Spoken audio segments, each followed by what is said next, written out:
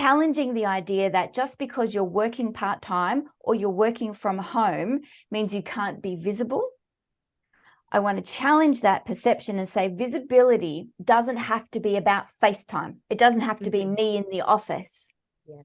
I said, you can be in a meeting with 5 other people. And then when that meeting's finished, you can send the person a note. You can send that senior person a note. Hey, I really appreciated how you blah in that meeting. Would love to hear more about your experience around X, whatever it might be. So you send them a nice note.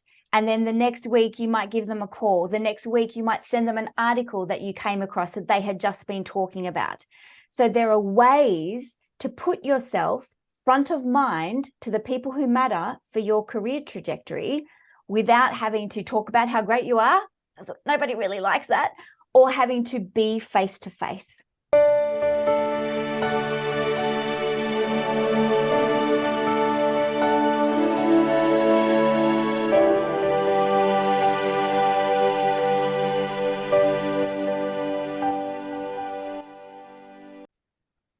Welcome to The Leader's Edge. This is episode 10, season 11.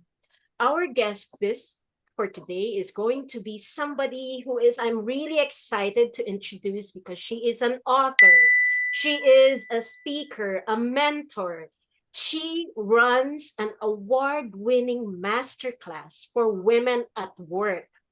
How fortunate are we to have a wonderful resource speaker from the land down under from Australia. Welcome to the virtual stage, Anneli Blundell. Hey, Sylvia, thank you so much for having me. I am delighted to be coming to you from down under, but I have to say, I'd rather be coming from your background because it looks beautiful out that window. Well, it is summer here in the Philippines, so everything is up, coming up in roses. Even the economy, things are looking up. And I think today's topic is so relevant because we're going to talk about women who are taking charge of their careers in the workplace, and everyone who is watching would like to take their A game to the next level. When I read the title of your book, The Gender Penalty, I said, wow, so this is a playbook. I'm not a sports person, but I'm interested to know about the gender penalties that you describe, because whether we are sports enthusiasts or not, we would like to become successful in our workplaces. Now, this is a talk about women who are striving to create or carve themselves in their respective careers.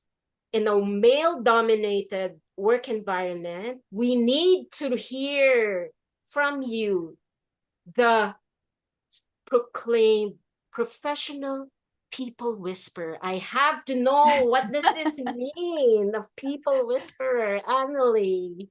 Oh, Sylvia, thank you for that gorgeous question. The professional people whisperer is just a fun title that really speaks to my passion, nay, dare I say my obsession. Sylvia, I confess I am a professional people whisperer. And really what that means is I study people for a living. I watch communication patterns. I'm intrigued by how people are relating and interrelating with each other. And so for the past 17 years, I've been running my practice, and I help people build presence, communication, influence, and impact in the work that they do.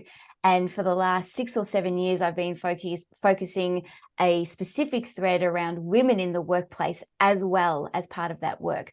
But really the people whispering piece is, yes, you can take me to a party and I will happily sit in the corner and watch the unfoldings of human behavior, just as equally as I am happy to be a part of the unfoldings of that party. So everything I do is around people, their experience, why they do what they do, how they do what they do, and how can we use those lessons to be better leaders, better communicators, and quite frankly, better people. Why not? Let's just throw that out there. Amazing. And you've been doing this for 17 years. So when we talk about observing people, helping them overcome maybe certain obstacles that hinder them from becoming better, not just at work, but as you said, as people. Maybe you can tell us what are your observations now? Because people were so they were thrown off with the COVID pandemic, and people are just beginning to go back into the workplace, starting up their own businesses. Can you share with us what you observed, especially for women? They were stuck in their homes, tending to their families for 2.5 years. So what has the work environment been like since we came back from the pandemic as compared to in 2019, early 2020s, when everyone was just full steam ahead? Is there a remarkable difference? What do you think? Yeah, so it's a great question, and there is a difference, and there is a marked difference for women in particular. So we know pre-pandemic, all the research shows that women generally across Western societies and even beyond, I would suggest, women do the bulk of the housework, of the home management, the emotional load of organizing children, doctor's appointments, school pickups, drop-offs, lunches, you name it. Women are organizing it and usually doing it as well. So we know that home care, not just for families, immediate families, small children, but also elder care, caring of older relatives or family members, usually falls to women. So if they are working, it's typically part-time. There's a huge chunk of their lives where part-time work is what they can offer at that particular stage. So we know that that creates a huge obstacle for women in the workplace, is this motherhood penalty, we call it. It's one of the penalties I talk about in the book. And it's this idea that women obviously run dual lives. They have two roles. They're a worker and they're a mother. And even if you're a worker and a father, you don't have the same responsibilities typically that mothers tend to. And so it's like having two jobs all the time. And what we noticed is post-pandemic or after the pandemic, the home caring really became much more obvious. So you remember what it was like, Sylvia? We were zooming into everybody's home offices now with washing on the background and covering up all our our home life to pretend we didn't have a regular life at home.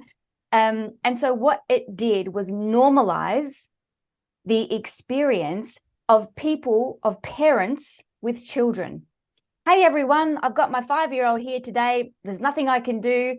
They want to sit here, so we are zooming into this meeting together. I'll try and keep it as quick as possible, but please, apologies for any interruptions, right? Yeah.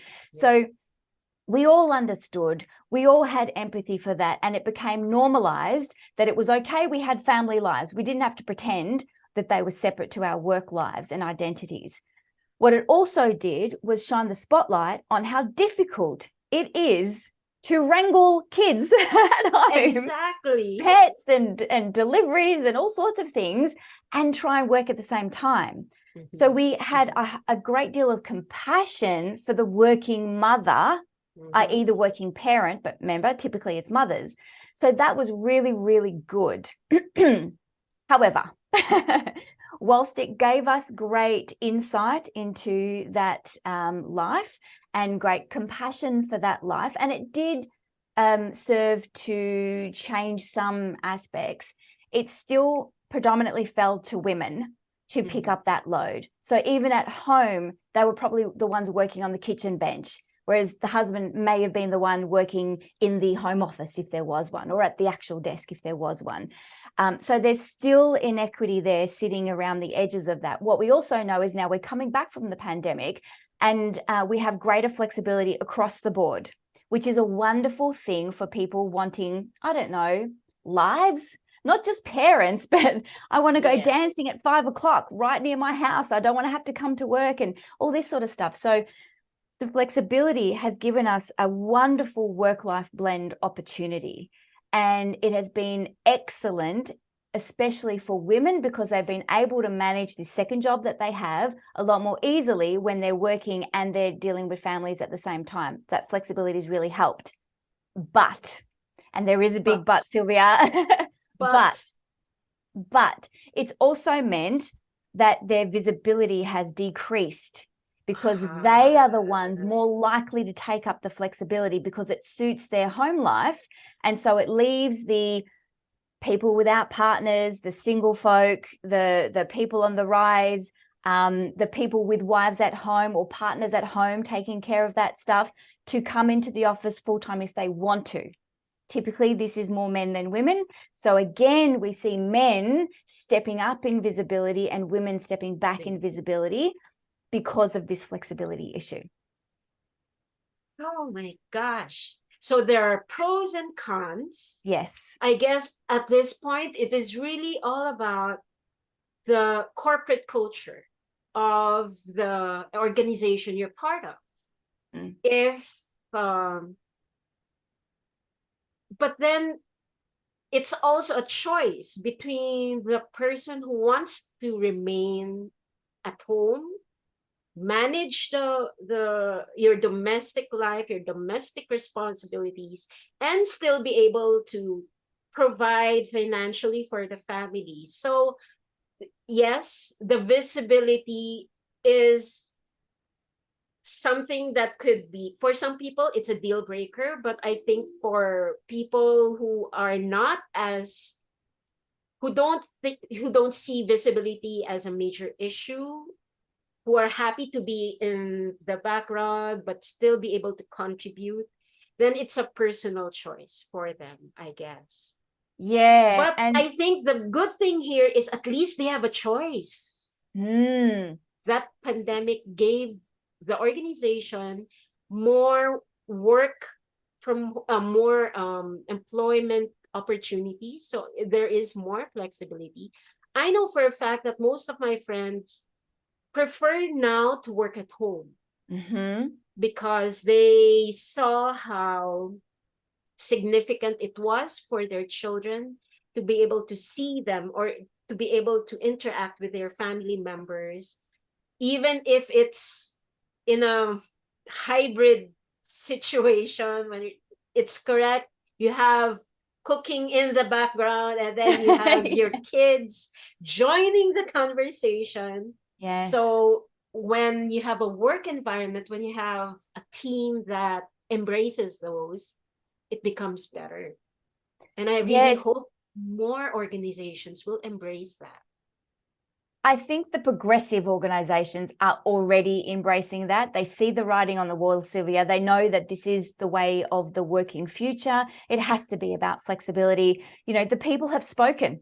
The people have spoken, and they will riot if we cannot get flexibility, because it's just become the norm, and it's become too compelling. And we've opened Pandora's box now. We can't unknow what we know. It's too late for us.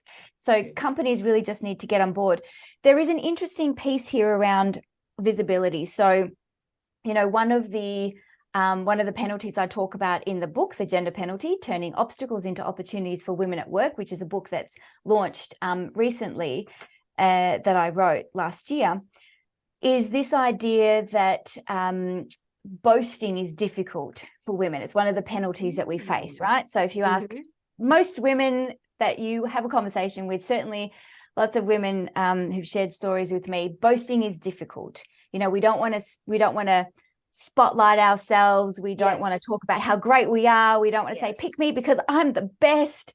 You know, we'll talk about, my team did a fantastic job. We all worked really hard about this, but we won't claim what we did. And part of this is around being socialized as women to be humble, to be modest, because that's what good girls do. So when women step outside of that socialized stereotype, they hit what we call a social backlash.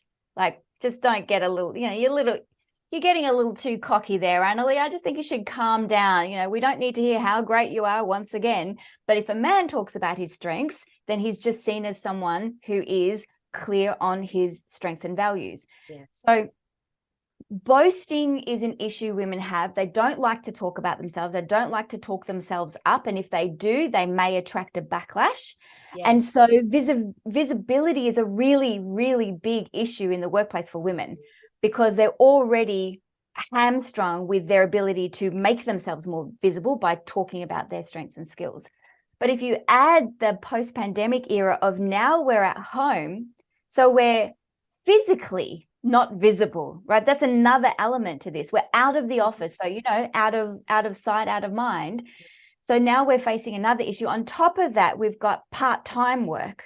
So if you're only working 3 days, and most of those days are at home, and you get penalized if you talk about how great you are, where are these women?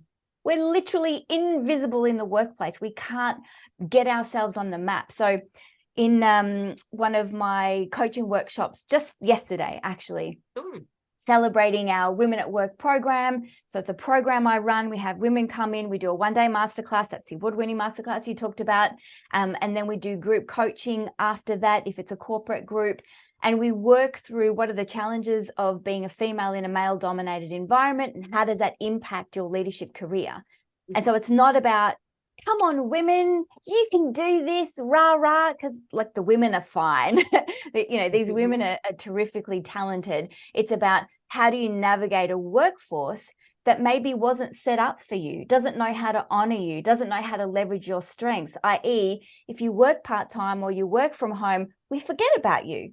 We don't mean to, doesn't mean we don't think you're amazing, but we just forget about you. So how do we navigate these sorts of inbuilt biases in the system? So one of the strategies I was sharing with the group yesterday was this idea that, challenging the idea that just because you're working part-time or you're working from home means you can't be visible.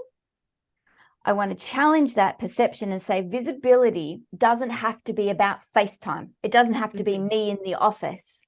Yeah. I said, you can be in a meeting with 5 other people, and then when that meeting's finished, you can send the person a note. You can send that senior person a note. Hey, I really appreciated how you blah in that meeting.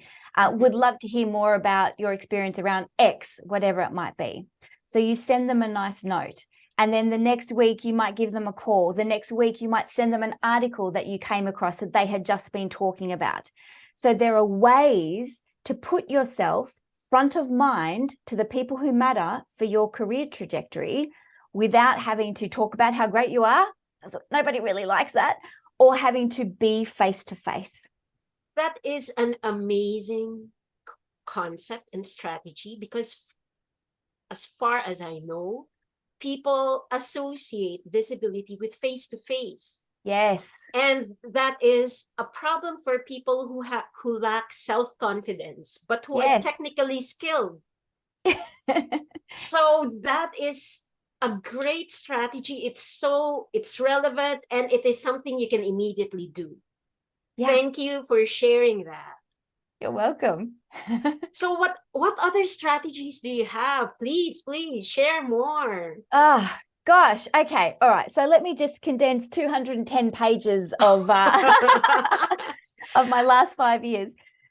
Well, let me give you, but maybe if I just give you a little bit of context as to why these strategies work, and then maybe we can go through what a couple of the strategies might be. So in the book, The Gender Penalty, what I realized was there seemed to be 2 camps that were evolving in the gender equity space, right? So the old camp was, we need to support women. We've got women groups, women supporting women.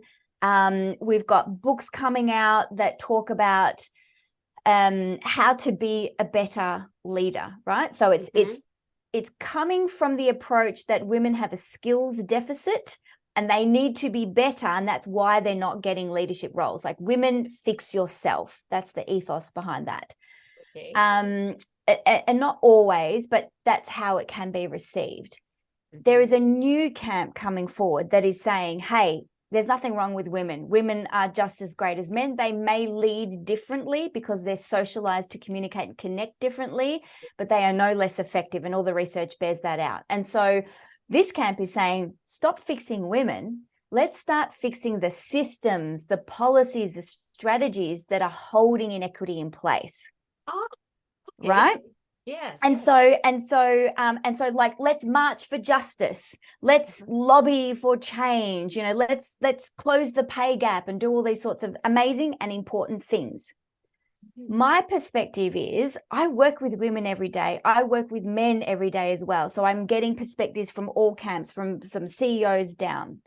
So what I'm hearing is it's naive to say you don't need to focus on women anymore and give them skills because they're okay. We just need to sort of break down barriers in the system. Because Sylvia, what I hear every day from women, whether this is true or not, whether this is them being conditioned to believe this or not, what I hear every day from women is, I don't have the confidence. I feel like an imposter. I don't think I'm ready. I don't have enough experience, right? Yes. So part of that is our socialized condition to not be modest, you know, to be modest and to not think too much of ourselves and all that kind of stuff. But and it feeds into this confidence conundrum, which is one of the other penalties in the book. But the idea here is women still feel like they need strategies. I go into a meeting and I get talked over, interrupted, ignored, or cut off. And so we can march for justice all we like. We can lobby pay, you know, gap closing all we like. But what do I do in the moment, Anneli? What do I do when I get cut off or dismissed or downgraded? What do I do in that moment? I need live time strategies for me to feel armed to handle anything that comes up in a male-dominated environment. Plus, at the same time, we need to give women strategies to be in their world of work. We also need to be pushing the boundaries of what the world of work needs to look like.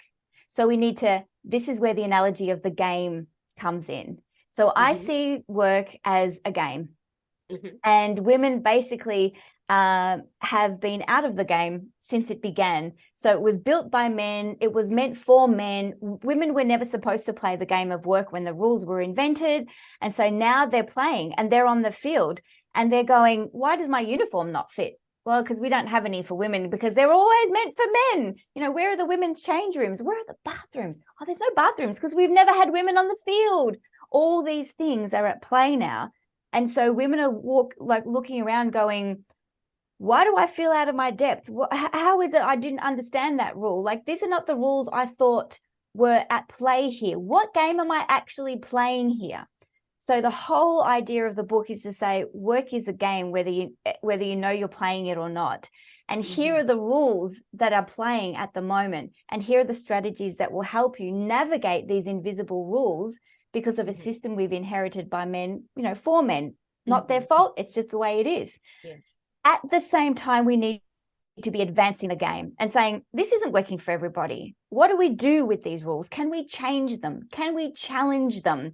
Let's shift our expectations of how we should be playing this game so that it's a game that can be played by all. I have a question. Yes. If I read your book, how do I know what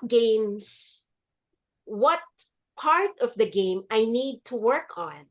Because it's different for each person. Somebody could be good at something, but really terrible in another aspect. So is there a way for me to, is there an online assessment to find out, am I in the game at least? Because there are people who are so clueless, they don't even know that they are like out of the game because you're so out of shape, you're not worth being invested in. So how do I take that first step to find out where am I at the moment? So there absolutely is. There is an online quiz you can do right now, even without getting the book. Hopefully you still get the book, but even without getting it, you can do an online quiz. And I think we can have that link in the show notes of this interview. But there is a quiz that you can do called the Gender Penalty Quiz, and it will go through the 5 gender penalties. So we've got confidence, communication, boasting, strength, and motherhood. And so you can assess for yourself which of those penalties are at play. Closer to the beginning of the book, I also talk about the leadership landscape and what's happening right now. And there's a couple of questions in there. There's some charts and graphs that you can look at to assess, are you on the field playing the game? Yes, exactly. Already. And if you're not, where are you? So I talk a little bit about that concept as well. So you can take just on that page, tick a few boxes and think, I thought I was in this game, but apparently not. Yes, because we are at that stage, since we're starting up again. I think this is the perfect time to assess what you have, and to take that assessment and find out how you can get back into the game. Yeah.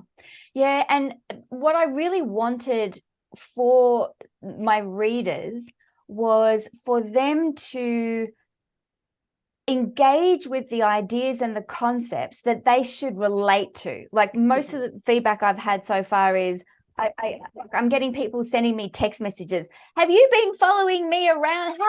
How do you know this is happening to me? That, like, this just happened this morning. So I'm getting really emphatic feedback about how it's resonating with people's lived experiences in the workplace.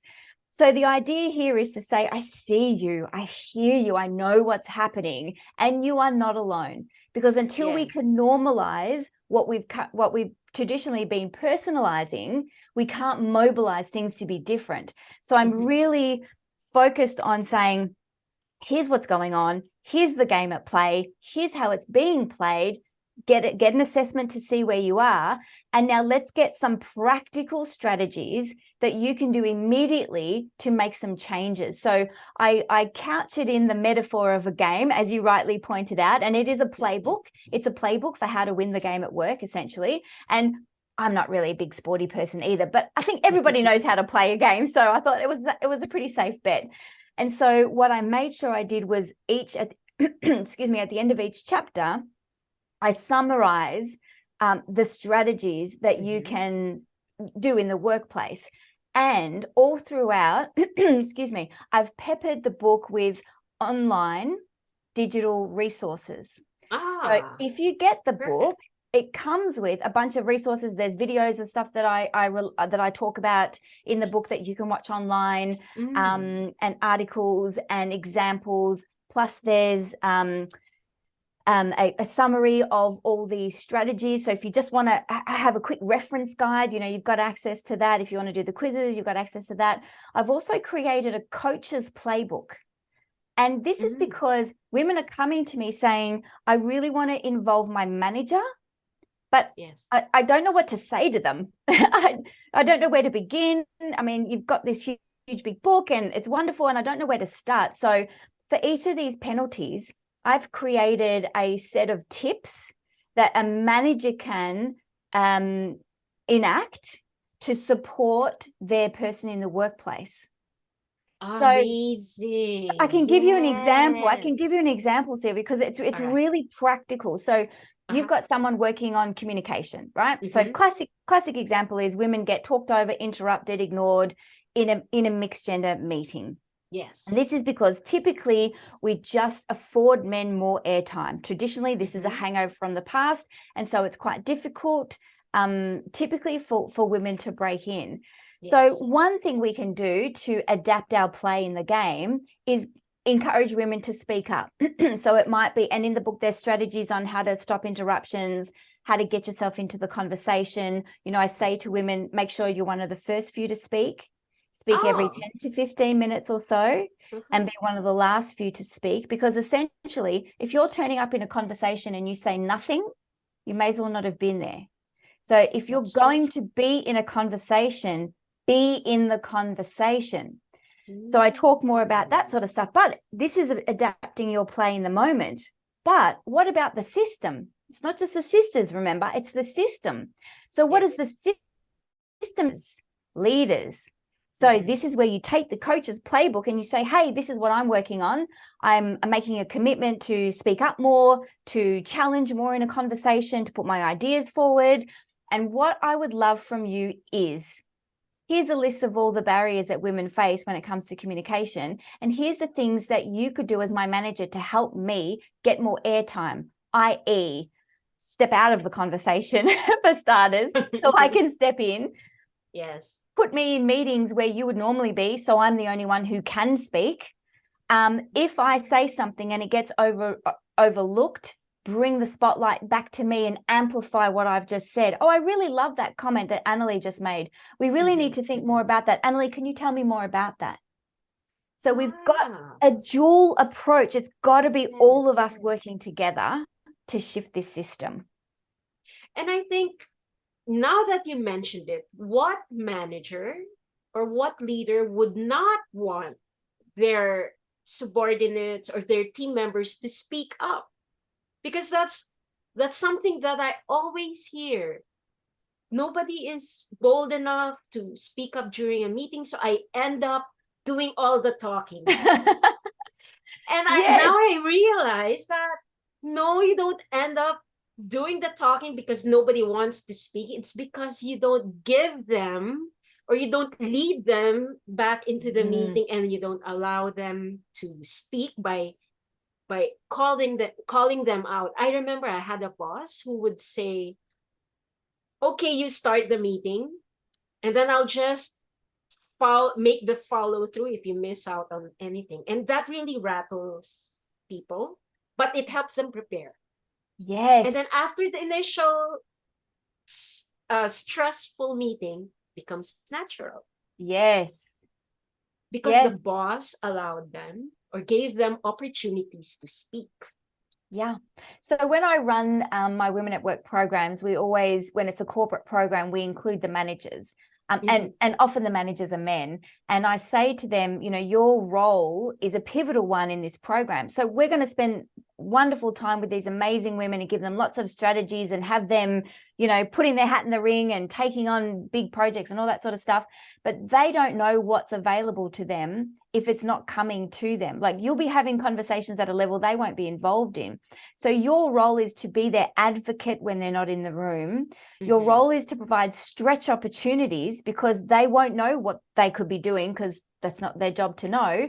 And it's your role to make sure you're having these constant conversations with them. So we know, for example, with confidence, an antidote to confidence, or a way to build confidence, is not to sit on the couch and go, one day I want to be a really confident public speaker. I'm just going to wait for that day. Any minute now, I'll just wait. No. We get out there and we speak without confidence. Because the irony about building confidence is you need to do the very thing you're not confident in to build confidence in it. Just like you said, you have a very scary first meeting, but then it becomes natural and you build the confidence through action. So managers are crucial in providing those stretch opportunities where women can get, or anyone can get, that opportunity. The other thing is, I also, as you very rightly pointed out, I get a lot of managers who say, you know, I want to be a better leader and I want to be a more inclusive leader and I want my team to contribute and I don't want to do all the talking. But Anneli, I can't get them to speak. It's crickets. Like, I get nothing and I end up filling in the airtime. So there's a couple of things that I ask people to think about. One, what's the experience been previously with these people? Have they had a manager who said, I really want to hear what you say? Yeah, that's a stupid idea. Next. No, well, of course, none of you got a good idea, so it's probably best none of you say anything, right? So what have they been trained to expect previously, either from different leaders or maybe even from you in the past? And how psychologically safe do they feel to put their ideas into the space? What's your reaction going to be if it's a bad idea or a silly idea or inappropriate, whatever the case is? So what have you trained them to expect? And here's where we do the most training.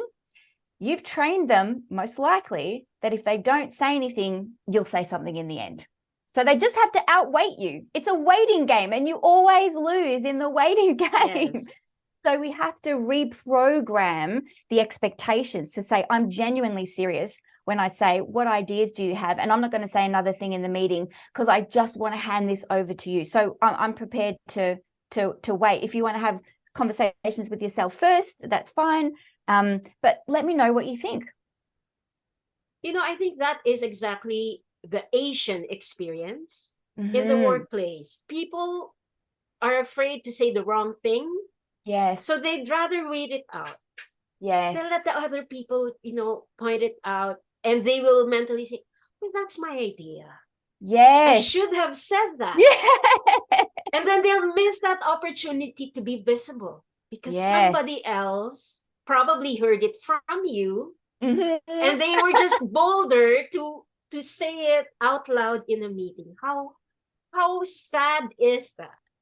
And I hate to say, Sylvia, how common is that? So for those of you watching, and if that is you, you are in very good company. And I have to say, this is at all levels. I work with senior people all the time, and they still come to me with these things. I had this idea. I didn't say anything. Someone else said it. They got the credit for it. I gave them the idea in the first place, and it didn't come back to me. Why am I not putting my ideas out there? And so it really is, the responsibility of us to bring our value to the workplace, and for our leaders and the culture of the workplace to make space for our value as well. It's definitely a two-pronged attach. But I laugh when you say that because it is so, so common. And if we just speak for a minute to the Asian experience, so I do predominantly most of my work here in Australia, but with some international interactions. Of course, we're so close to our Asian neighbors. We're very much in the APAC region. So we have lots of conversations about the Asian culture and how this plays in. And again, yesterday, because I just had a session yesterday, as you can tell. So one of the conversations was, this program has been this was from an Asian participant working in Australia. This program has been really enlightening for me, because a lot of what I thought was just my cultural experience is also a female experience. I've just noticed that it happens to be a lot more predominant with more females in my culture. So for example, staying silent, being humble, being helpful, nurturing, supporting, being the good girl, doing the right thing, never making mistakes. So that's very much a gendered experience. But if you add the overlay of the Asian culture, it's an even more deeply ingrained experience. So it's not that the strategies are too dissimilar. It's just the programming seems to be a lot deeper. And I would suggest that when you're taking on some of these strategies, you think about the cultural context. So if you pick up some of these, speak up, push back, put in a challenging conversation, strategies in the middle of your cultural workplace in Asia, it may look really aggressive. Like it just may be too much for the culture. So you really have to be thinking, who am I as an individual? What feels comfortable for me? I offer lots of strategies in the book, and it's always just an invitation. Try it on, because if it doesn't fit who you are, it's never going to fly. It doesn't matter how effective it is. You can't pull it off. Don't bother trying. So we want to first check, is it authentic to who you are? Is it important to your values and who you are as someone in the workplace? And then give yourself the grace to be able to practice. Just practice, knowing that you won't get it right first time necessarily, but you will get there with practice.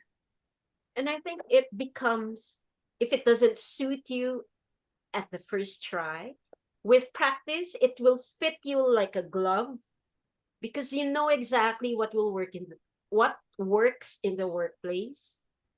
But I think the practice in the Asian perspective, you practice with people from different levels, so that you can build up the confidence to be able to use the strategy with the boss, decision makers. At least you have that confidence. Okay, I tried it with my work, with my team members, with my work colleagues. I'm now ready to try it on with my supervisor, my manager. Then that actually builds more confidence, because you know that Yeah. it's not a one-time thing, that you're going to try it. And I liken the experience to building muscles in the gym, right? So you don't go, oh, I'm going to get fit and strong, so I'm going to book a whole day at the gym and just like do this for 24 hours, because it's just ridiculous. Everybody knows that won't work. It's absolutely physically ridiculous.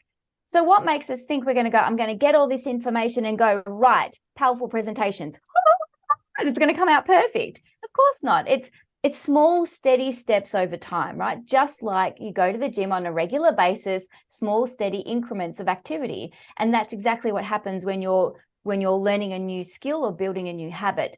And as you rightly say, you don't start lifting the heaviest weight. So you don't start practicing that communication skill when you're presenting to the board. Maybe you start in the mirror, if that's where you are. Then you start with a family member, maybe even the dog, and then you take it to the workplace, and then you take it to another arena.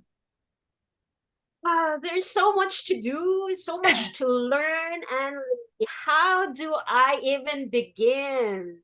How many gender penalties do you discuss in your book? We just talked about boasting, Yep. self-confidence, and communication. Are there Yep. more?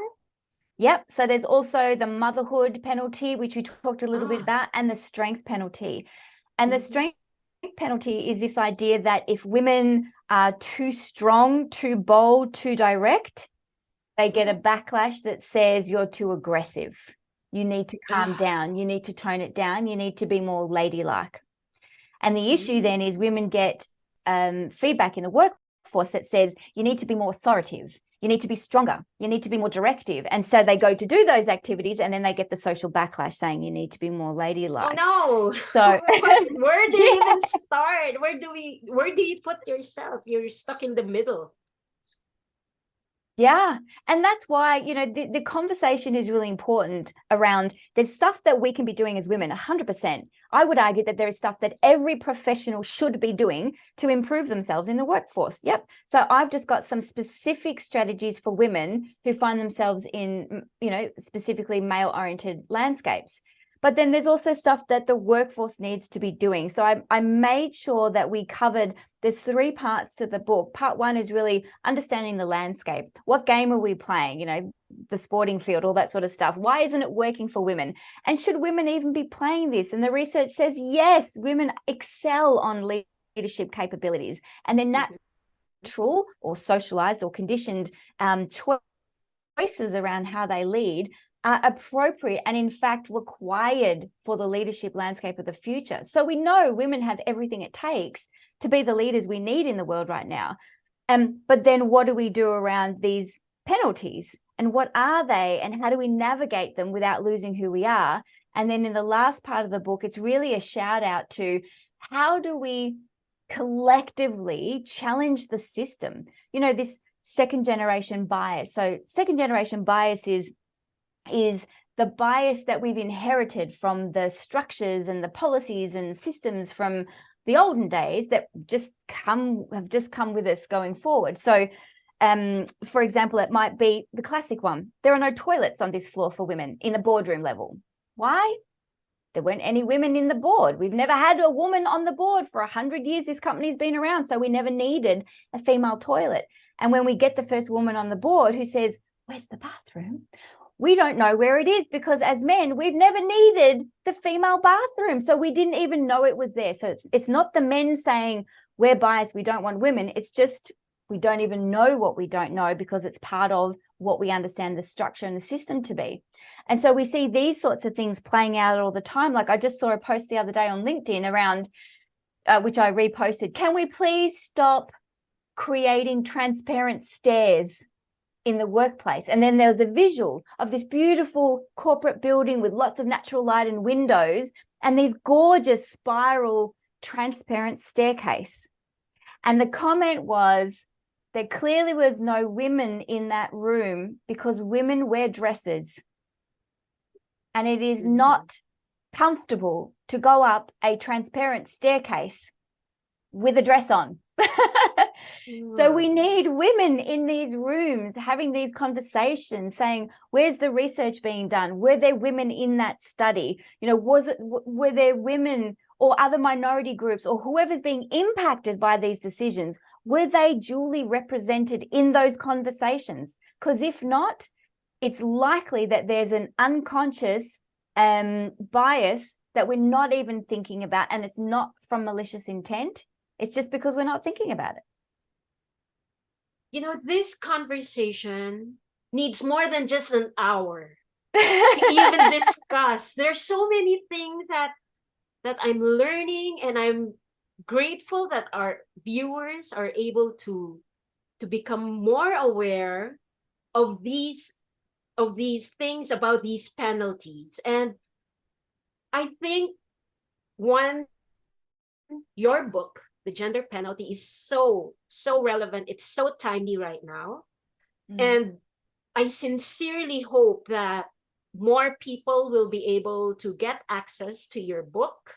I know that more people are going online to read and to have these relevant reference materials. But when you need to have a conversation with your boss, I think it's always good to have like a physical book, just so you have something that you could, you could have. I know that there are people who have opportunities to have discussions outside of work, and HR can have opportunities to provide training for these kinds of conversations. And I honestly am sad that we only have an hour to talk about your book, and perhaps we should have a second episode. I am 100% into that. You know, I will be there. Just tell me when and I'll absolutely be there. Yes, count me in. And if I have an opportunity to go to Australia or to bring you in so that you can share that conversation to a larger audience, especially here in the Philippines, then I'm sure that people who will listen to this episode would be lining up to join that conversation with you, whether virtually or face to face, because it is a conversation that we should have. Yeah. And I'm so fortunate that you have given us this opportunity to talk about your book, because we all talk about gender equality, and it's all about theory. It's all about awareness, but it is more than awareness.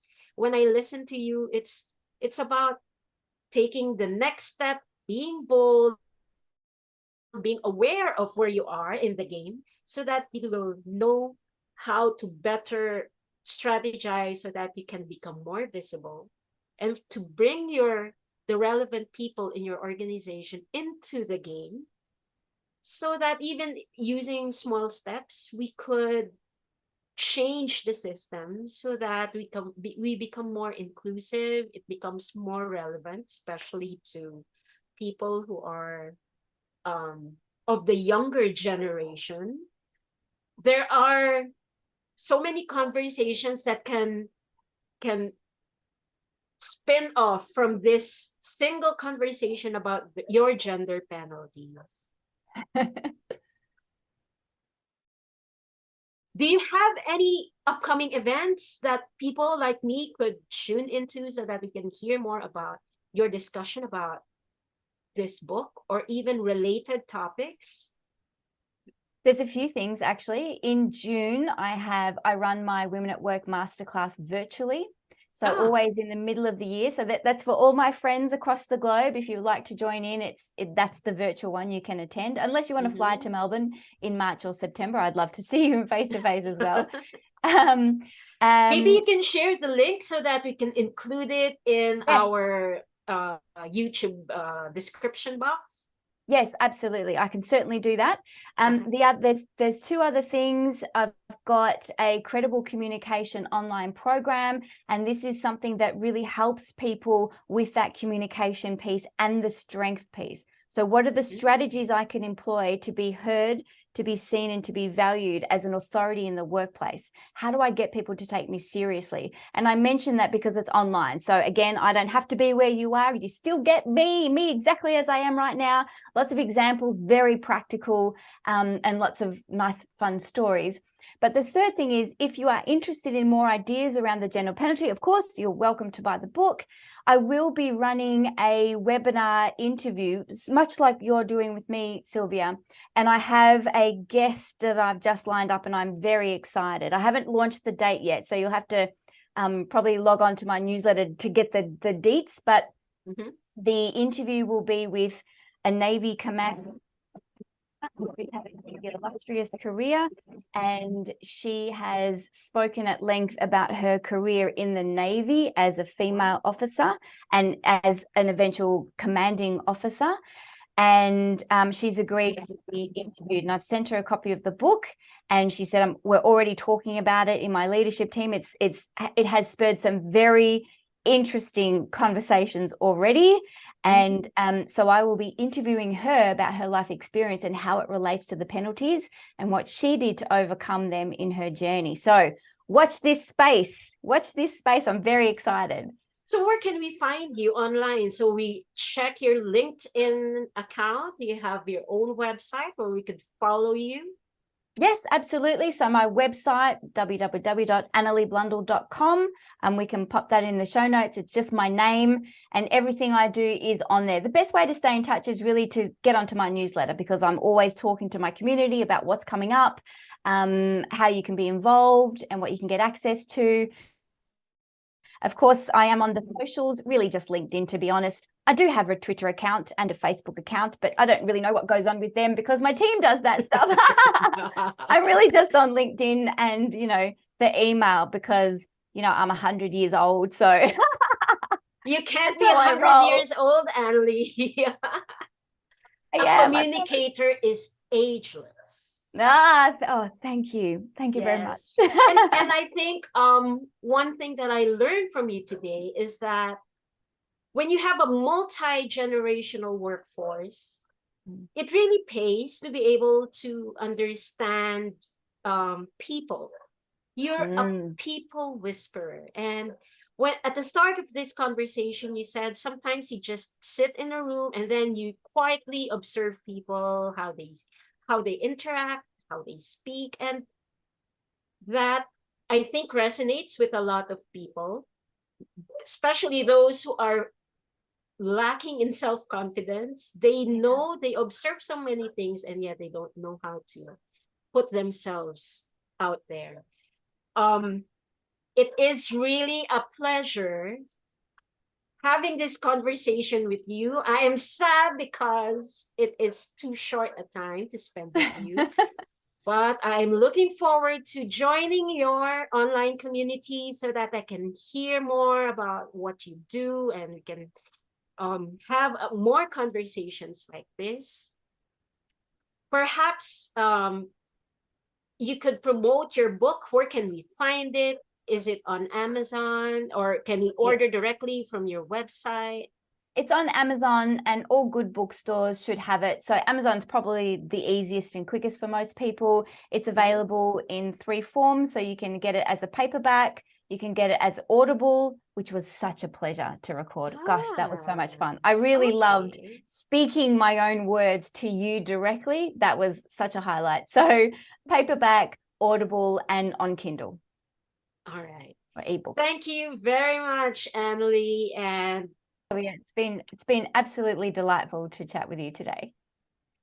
Thank you very much for joining us. And perhaps in our next conversation, we can dive into one of your penalties, which you spoke about at length with using your conversation with your upcoming event. I would like to be able to share that link to my own social media network so that more people can join the conversation. That sounds like a plan. In fact, I wonder if we can set a challenge or an invitation to the viewers and say, if you take the gender penalty quiz, you can tell us which of the penalties you would like to hear more about, and we could base our conversation about that. Ah, yes, yes. Brilliant. Let's see what the people have to say. Yes, yes.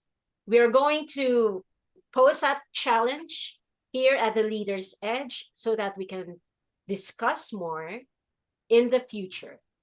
Yes, brilliant. Okay. Thank you, everyone. It has been a one. Join us again in our next conversation here at the Leader's Edge. We're going to talk about fasting and leadership with Eric Griego de Dios. That is going to be for episode 11, season 11. Thank you, everyone, for joining us. Remember that learning is a never-ending journey with limitless vistas. Thank you, everyone, and good day.